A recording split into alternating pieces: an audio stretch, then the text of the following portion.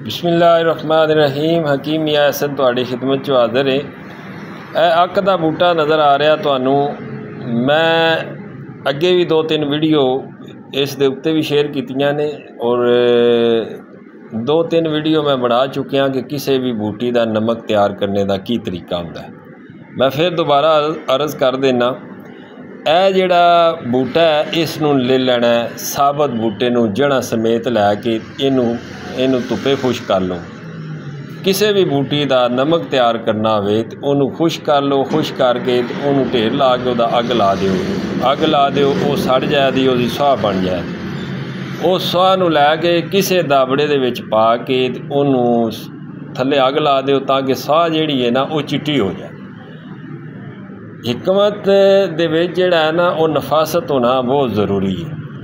तुसी जितनी साह चिट्टी कर लो तो तुहाडा नमक उतना चिट्टा निकलेगा, बिल्कुल सफ़ेद निकलेगा। वैसे तुसा साह कर ली ओहदा नमक तैयार कर लिया, काले रंग का नमक बनेगा। नमक की तासीरन तो एडा फर्क नहीं पैना, लेकिन शक्लन और वेखने दे विच ज़रा बदनुमा लगेगा।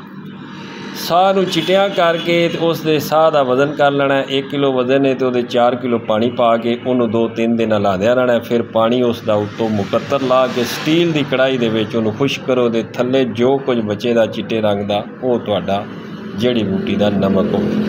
इस तरह इस अक का नमक तैयार करना।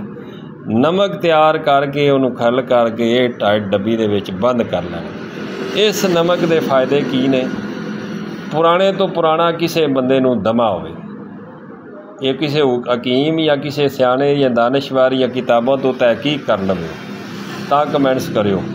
एवें उठ के जिहड़े बंदे कमेंट्स कर देंदे ने ना बिना सोचे समझे, तो ना उन्हां दी कोई किताबी मुतालिया हुंदा है, ना किसी दी शागिर्दी इख्तियार कीती हुंदी है, ते ना किसी कोलों पुछने दी ज़हमत कीती हुंदी, ते उठ के दानिशवरी विखांदे ने।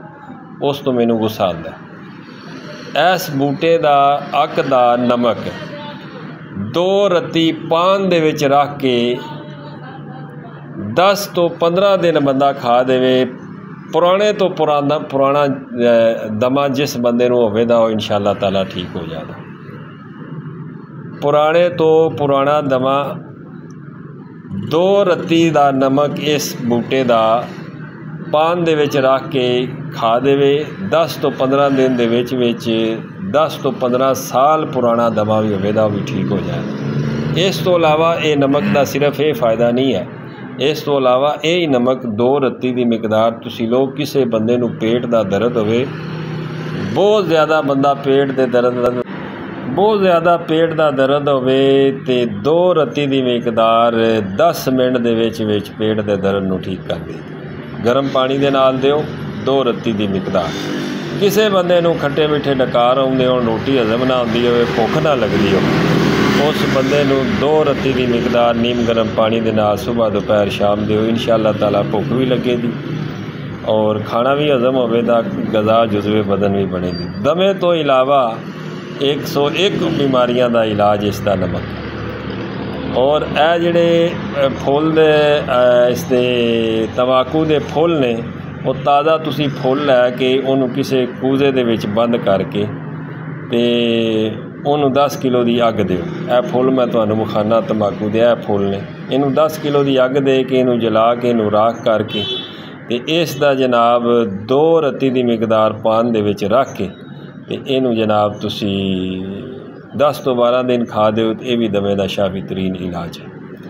अल्लाह रब्बुल इज़्ज़त ने कोई भी चीज़ बेकार पैदा नहीं की, उसके नुकसानात हैं तो उसके फ़वाइद भी हैं। इंसान ये वे कि इंसान दे विच शऊर नहीं, इंसान समझ नहीं रखता, इंसान इन्हां चीज़ों की जानकारी नहीं रखता।